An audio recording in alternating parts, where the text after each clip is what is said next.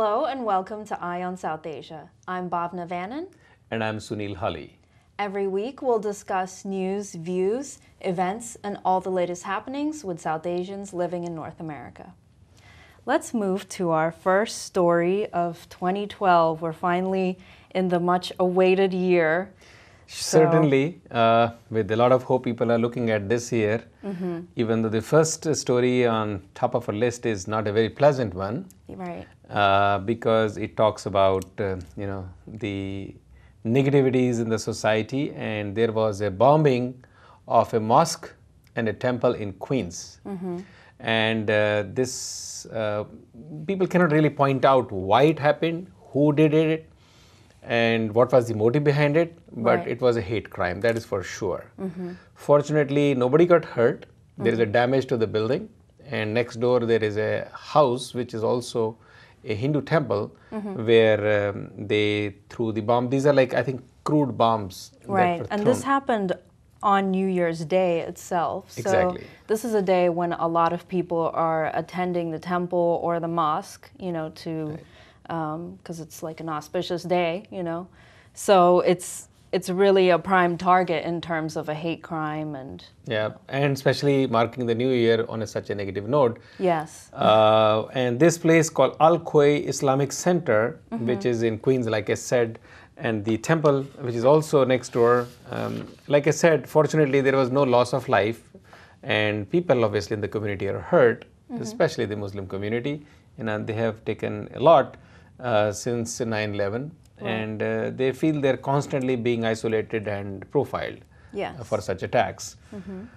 And Ramesh Maharaj, who is a Hindu priest who lives there, it's kind of a, he felt there was some kind of a kerosene burning outside his house, and then he came out and he saw the bottle, and I guess everybody got lucky, nobody was hurt. And I hope this is the end of it, and we don't see more of such incidents in our life. Right. And we have the city mayor, Michael Bloomberg, putting it out there that he's going to investigate this to the But it's the not highest cutting. level. It's not cutting ice with the community, because he had invited Mayor Bloomberg had invited the Muslim community for a breakfast, Yes. and they refused. They did not accept his invitation, and they sent him a letter saying very clearly, first of all, that they don't appreciate his stand. He is kind of wavering, and he was always taking a stand for the NYPD, Yeah. which is generally against the Muslim community in particular, and they want him to be able to investigate in true sense, not just say in words, but truly action it. Right. And the Muslim community, they assert that instead of investigating suspicious activities and what really needs to be done in, the community and society, the NYPD is instead, focusing on this racial profiling. I mean, they have gathered some information from API that there are about 250 mosques, schools, and businesses belonging to this particular community, about which some data has been collected. For whatever reason, nobody can figure it out. But again, they feel that the mayor should have an accountability from the NYPD. Yes. They're very upset, and Muslims and Jewish organizations have come together, including what is called Desis Rising Up and Moving. These three groups have come together to take a stand against such an attack. Very dastardly act, a shameful act, and we really, really condemn it in very strong words. Definitely. And we need stronger reactions to such events. And a vigil against it. Absolutely. Bhavna, this year marks again a very important year, 2012, which is again back to the US politics, Yes. the election year for the president's position, and Obama will be back in the race, obviously. And as such, it looks like, despite almost non-performance, the field is kind of cleared for him, because Republicans really don't have a very strong candidate yet. Right. And we still have almost 300 days to go before the actual D-Day comes here. And there are people who are saying, look, he inherited such a weak government, he inherited such a weak economy, so he has been slowly able to turn around. He never promised something overnight, and he needs a second term to continue to build from where he is. and he has built, he has turned around the economy, and he has created millions of jobs. Now, from what I see, there is still very high rate of joblessness. Right. The economy still looks very fragile. I won't call it as negative, as pessimistic view, but some people feel that voters are starting to see the economy turn around despite a as they call, do nothing Congress. Keep in mind, the president is in a very weak situation. Both sides are against him. So it's not very easy for him to do what he wants to do. And I don't know if he really wants to do something, because when he wanted to, or he pretended he wanted to do, he did not do much at that time, except for the initial activity. And you think about it, last, 1 year or 1.5 year, Bhavna, just close your eyes and think. Close your eyes and think. Did you think about Obama? Not really. That's the common answer. This is a real question I ask so many people. And if you think 2 years before that, and you think, did you think about Obama? You were watching him every day. It was a sensation, yes. He was a sensation, like you said. And you were watching him every day. What is he doing? What's he doing? Where is he going? What's he talking? And last 1.5 year, it's like you gave up. Right. It seems like, the election itself is something that stirs these emotions and a lot of interest. But then once things actually get into business and it's about doing things, the interest seems to steep downwards because, either promises are not fulfilled or... There is no performance. Right, exactly. Ultimately, now he's well aware that the US deficit is at about $15 trillion. Yes. Okay. And he's moving that focus away from the deficit, and he's talking about jobs, he's talking about economy's turnaround, he's talking about growth.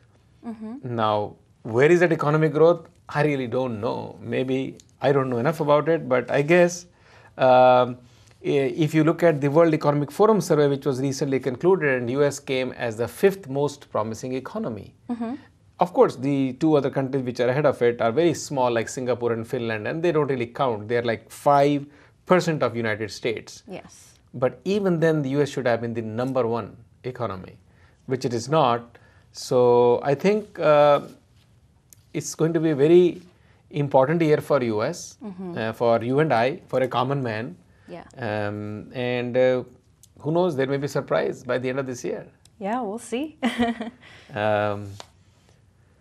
When we move from US now to the South Asia, which is the hot point for good and bad, both, we have the president Zardari, Asif Ali Zardari, who is back in Pakistan after that brief, whatever happened to him, he had a health issue. And then he is back in Pakistan, and he is certainly in trouble. That much I can tell you, because General Kayani, Ashraf Kayani is against, in arms against him about this memo gate situation. That memo he's supposed to have written to US after Osama bin Laden was killed, and after that attack, which created a very, very, very bad blood between Pakistan and US, he's supposed to have approached US to interrupt and stop a coup and kind of take over, which is not acceptable to any democracy, including even a military democracy, if I can call it, in Pakistan. And they're very upset about it, but there is no proof. I mean, the United States, the ambassador to the United States, Hussein Haqqani, has been kind of made a sacrificial goat for it, and he says he did not do it. So regardless of what it is, it's a bad situation. And what President Zardari did it in the first week of January, as marks the death anniversary of his wife. Yes, Benazir Bhutto. Benazir Bhutto, who was killed in a bomb blast. Yes. And he did a rally. They say about 70,000 people were part of that rally. And he himself is saying, look, where is the judiciary? Who did the attack? Even after 4 years, nobody knows. The investigation hasn't gone anywhere. And this is the president's wife, former prime minister, the most decorated family of Pakistan in terms of their years that they have governed. And it's not a good situation. He says, look, I asked Chief Justice Iftikhar Chaudhry, what happened? to Benazir Bhutto's case. This is the president of Pakistan. Right. Not a good situation. Not at all. Yeah. Interestingly enough, very strange and very unique development after 15 years. I don't know if you ever followed cricket. You grew up in England, right? Yes, the birthplace of cricket. Played once or twice. And you know Imran Khan, who was a heartthrob in UK. When Yes. he studied at Oxford, he played there, and in fact, he married a girl who is a sort of Jewish British. And Imran was a very popular Pakistani cricketer. And 15 years ago, he plunged into politics. And he did a rally in Karachi. 100,000. I mean, his people say, of course, there were 500,000 people, 500,000 people, but Yeah. by some count from the police and from the PTI reports, it says between 100 to 150,000 people came to his rally. And he has some pretty dramatic promises here that he's proposing. Oh, absolutely. He actually says that if he's elected prime minister, he could end militancy and corruption in 90 days. That's quite a plan. I don't know even if he'll be able to know the route from his home to his office in 90 days. Right. And he's talking about finishing corruption. See, this is what happens when you make such tall claims.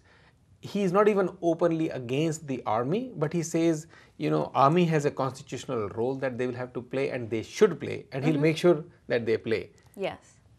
Corruption, army, this is order of life in Pakistan. And how do you expect to take care of that in 90 days? And they're all intertwined, It's not just independent pieces that he's going to solve, they're... And just because of such, commitments, of course, he's a very charismatic leader. People Yeah. still like him because he's the one who took the Pakistan cricket to the topmost level. He made them the world champion.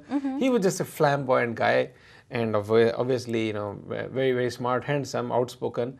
But I think he should not be making such promises which don't make him look serious. But right now, he says he should be made the next Prime Minister of Pakistan. Right. And he deserves it. And he has quite a bit of support. I mean, 100,000, at least 100,000. 150, well, that's a small number when you Right. think about 180 million people there. 180 million people and 150,000 is not even 1%.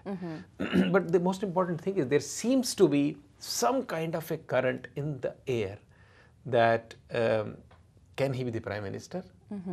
So I don't know. Our countries are very uniquely placed. You can see any kind of surprises. Anything can happen at any time. And who knows?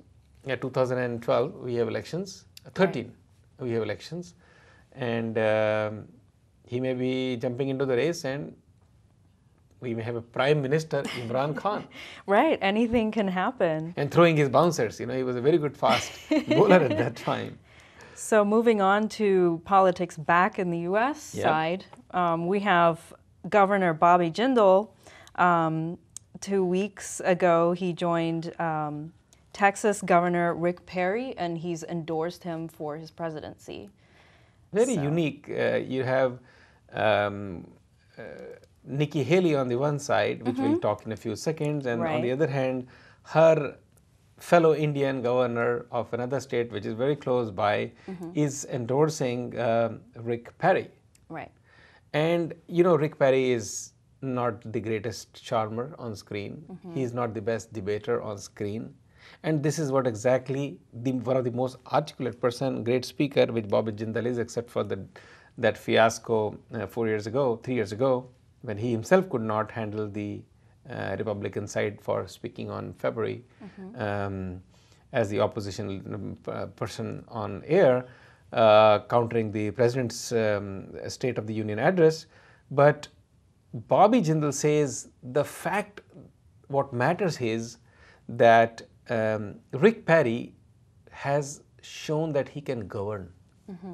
And obviously, Texas economy is slightly better than other places. Definitely. And he says, let's look at his performance, not worry about how he talks, not how he looks on screen, how he debates.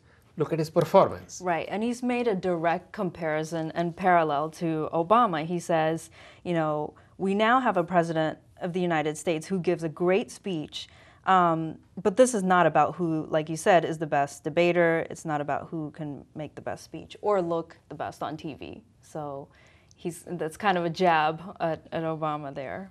Yep. So I guess it'll be interesting to see next few months what evolves out of this kind of support. On one side, you have Bobby Jindal supporting him, and on the other hand, we have Nikki Haley, who is openly supporting the other person, which is Mitt Romney, and we talked about it a few weeks ago when she declared her endorsement in his favor. And he's very excited about it, even though what's going on is the way they are saying that even in South Carolina, common man may be more in favor of the Speaker Newt Gingrich. But here is Nikki Haley openly as a business person endorsing and Romney,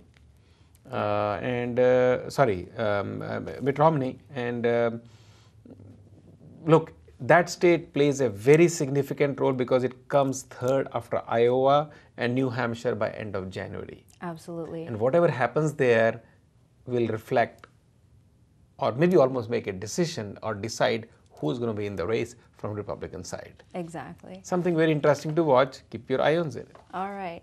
Hold that thought right there. We're going to take a short break, but we'll be right back on Eye on South Asia.